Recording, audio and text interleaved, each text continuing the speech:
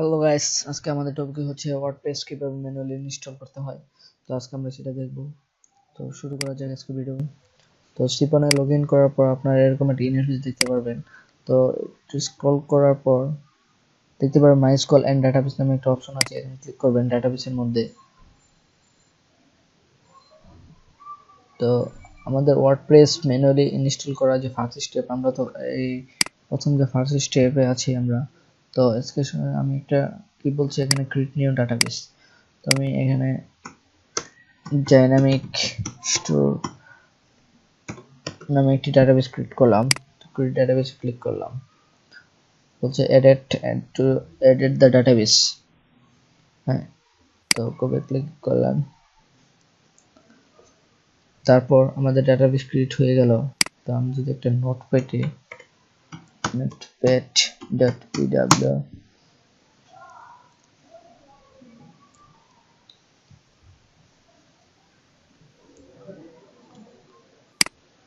প্রথম হচ্ছে আমরা Cpanel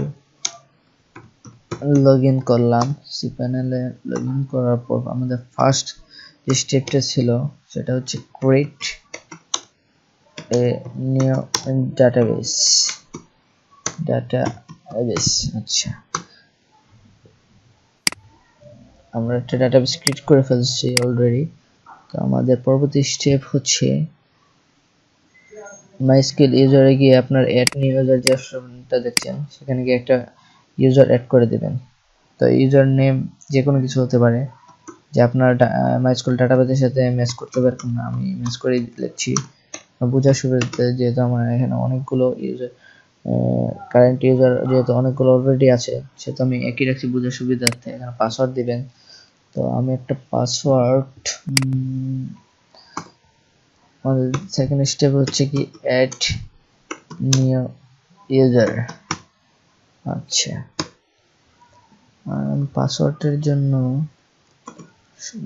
এমনিতে একটি পাসওয়ার্ড দিচ্ছি। আপনারা অবশ্যই পাসওয়ার্ডটা সিকিউর একটা পাসওয়ার্ড দিবেন। পাসওয়ার্ডটা দিয়ে দিলাম। তো এখানে স্ট্যান্ড দেখাচ্ছে ভেরি স্ট্রং 82, এরকম আপনারা একটা স্ট্রং পাসওয়ার্ড দিয়ে ট্রাই করবেন। তো আমি ক্রিয়েট ইউজার দিলাম। আচ্ছা, তো আমাদের সেকেন্ড স্টেপটা যদি একটু অ্যাড নিউ ইউজার দিতে হবে। ইউজার নেম পাসওয়ার্ড দিয়ে পরে ক্রিয়েট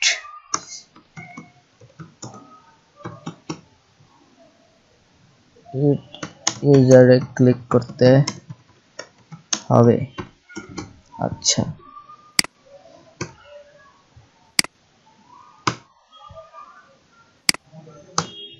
আচ্ছা, তো আমরা দেখাচ্ছে যে you have successfully created MySQL user name. এই নামে আমি একটা মাইস্কুয়েল ইউজার নেম অ্যাড করেছি, যেটা সাকসেসফুলি ক্রিয়েট হয়েছে।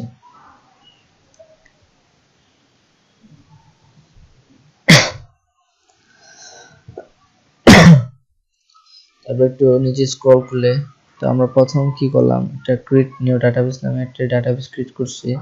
তো আমাদের ডাটাবেসটা হচ্ছে sksojib.dynamic স্টোর নামে একটা ডাটাবেস, আর আমাদের ইউজার হচ্ছে sksojib.dynamic স্টোর, এটা হচ্ছে আমাদের ইউজার। তো আমাদের পরবর্তী স্টেপটা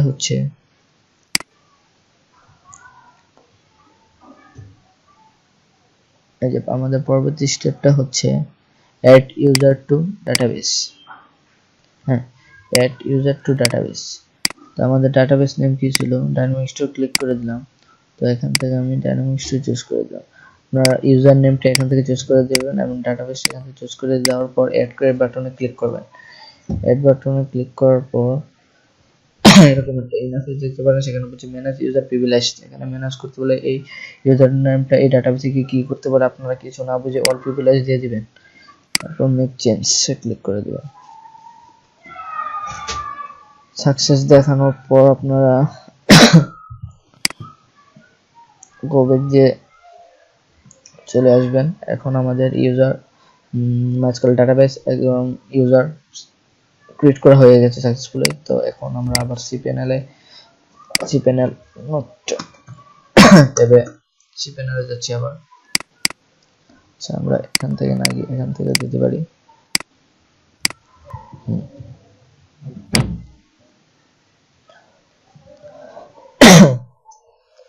তো এবার cpanel যাওয়ার পর ফাইল ম্যানেজারে যাবেন। তো ফাইল ম্যানেজার যাওয়ার পর public.html নামে যে অপশনটা আছে এখানে দেখতে পারবেন, তো সেখানে ক্লিক করবেন। তো sksujuk.com আমার অলরেডি একটি ওয়ার্ডপ্রেস ইনস্টল করা আছে, সেহেতু আমি একটা নতুন একটা ফোল্ডার করে আপনাদেরকে দেখাচ্ছি। ফোল্ডারটার নাম দিলাম ডাইনামিক স্টোর। ওকে, তো ক্রিয়েট নিউ ফোল্ডার ক্লিক করলাম। ক্লিক করার পর ডাইনামিক স্টোর ওই ফোল্ডারের ভিতরে আসলাম। এখানে আপলোড অপশন পাবেন, এখানে আপলোড দিবেন। আপলোড কি দিবেন? আপলোড দিবেন হচ্ছে ওয়ার্ডপ্রেস। তো ওয়ার্ডপ্রেস আপনাদের যদি ডাউনলোড করা না থাকে তাহলে ডাউনলোড করে নেবেন।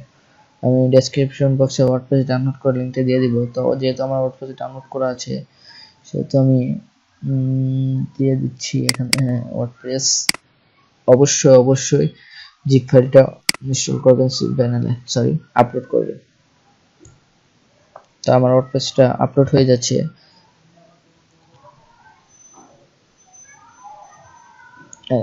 এরকম যে নীল কালার থেকে যখন এরকম সবুজ কালার চলে আসবে তখনই গো ব্যাকে ক্লিক করবেন, এর আগে না।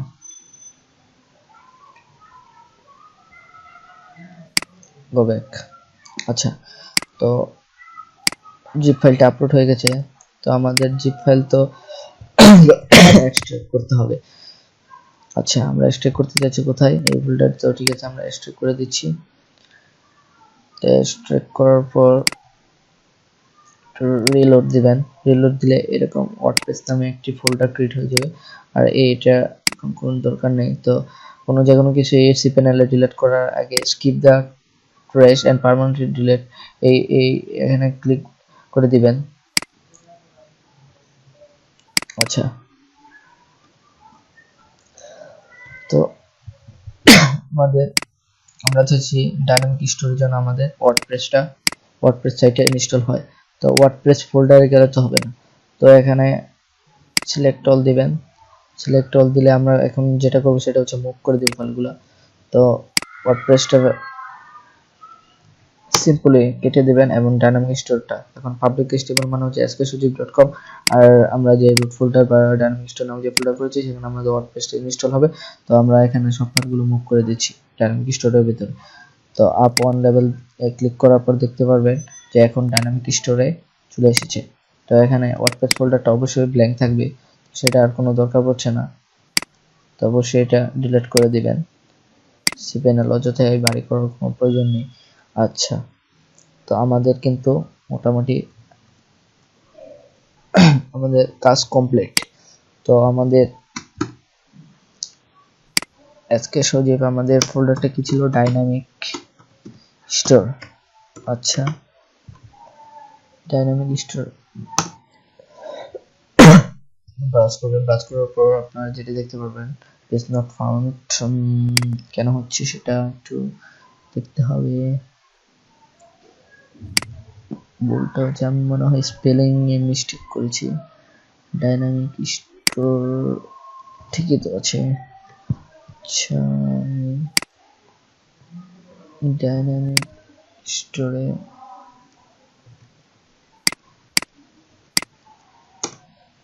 sksujuk.com/dynamic store।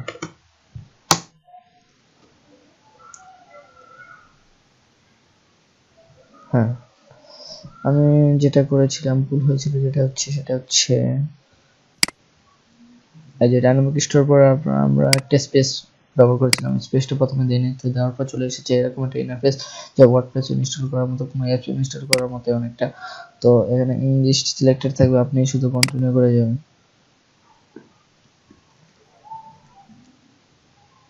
তো বলছে welcome to WordPress, before getting started we need some information on database, you will need to know the following item before processing. তো তারা বলছে আপনাকে ওয়েলকাম জানাচ্ছে, তারপর তাদের কিছু ইনফরমেশন দরকার, আপনার ডাটাবেস নেম কি, ডাটাবেস ইউজার নেম কি, যেগুলো আমরা পূর্বেই দিয়ে এসেছিলাম, তো আমরা সেগুলো দিয়ে দিব। আর কি যাচ্ছে ডাটাবেস পাসওয়ার্ড, তো আমরা প্রত্যেকটাই জানি। তো প্রথমেই আমরা ডেটসগুলো দিলাম। তো প্রথমে আমরা ডাটাবেস নেম, তো আমাদের ডাটাবেস নেমটা কি ছিল দেখে আসি। ডাটাবেস নেম ডাইনামিক, এটা ছিল আমাদের ডাটাবেস নেম। আচ্ছা, তো ডাটাবেস নেমটা দিয়ে দিলাম। তো ইউজার নেম কি ছিল, আপনারা জানেন দেখেছেন যে আমরা দুটোটা সেম রেখেছি। তো দেখে আসি। তারপর এই যে আমাদের ডাটাবেস এর ইউজার, কারেন্ট ইউজার থেকে ডাটাবেস এটা কপি করে নিলাম ইউজার নেমটা, তো এখানে পেস্ট করে দিলাম। তো পাসওয়ার্ডটা আমরা নোটপ্যাডে লিখে রেখেছিলাম, সেটা কেটে ফেলেছি না। আচ্ছা, সমস্যা নেই, আপনারা দিল পাসওয়ার্ডটা অবশ্যই মনে থাকবে আপনাদের। আমার মনে আছে সঞ্জীব ডট কেস, মনে হচ্ছে ছোট হাতে দিয়েছিলাম। আচ্ছা, আর ডাটাবেস হোস্ট আর ডাটাবেস পরিবর্তন করার দরকার নেই, সামনে ক্লিক করবেন।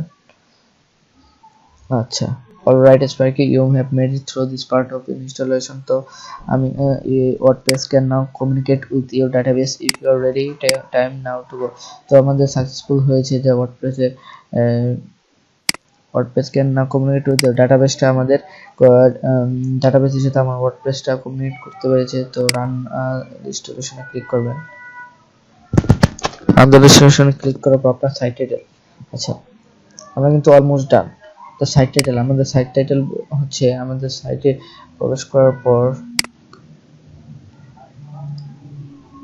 skshadip.com পোর্টফোলিও নামে, আমি আপনাদেরকে একটু দেখাই।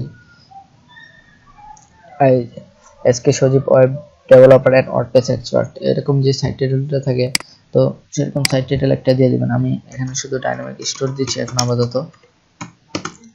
আচ্ছা, তো পাসওয়ার্ড আমি ওই একই পাসওয়ার্ডটা দিচ্ছি। আপনারা অবশ্যই সাইট পাসওয়ার্ডটা সিকিউর একটা পাসওয়ার্ড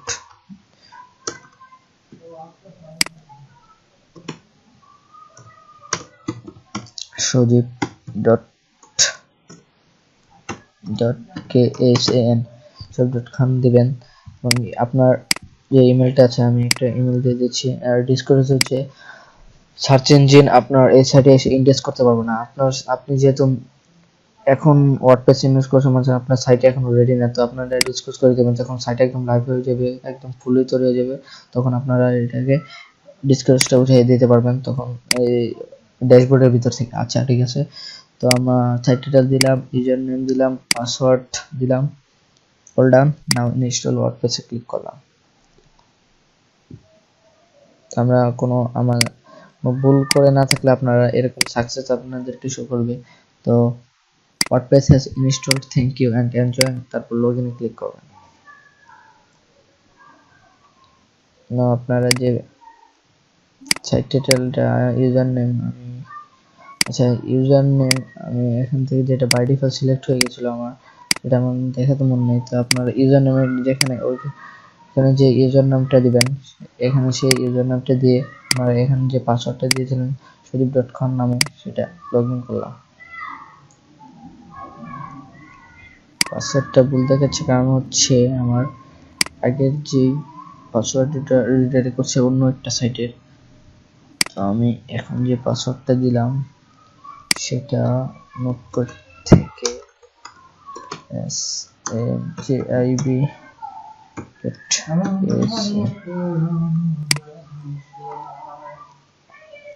আচ্ছা পাসওয়ার্ডটা দিয়ে দিলাম।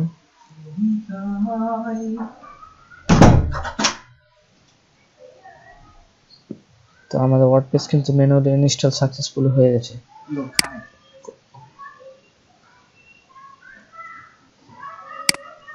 তো আপনারা আসার পর ওয়ার্ডপ্রেস ম্যানুয়ালি ইনস্টল সাকসেসফুল হওয়ার পর এরকম একটা ড্যাশবোর্ড খুঁজে পাবেন। তো ড্যাশবোর্ডে যেটা আপনাদেরকে এই সাইটটা এখন লাইভ করে দেখায়, skshadip.com/dynamic store।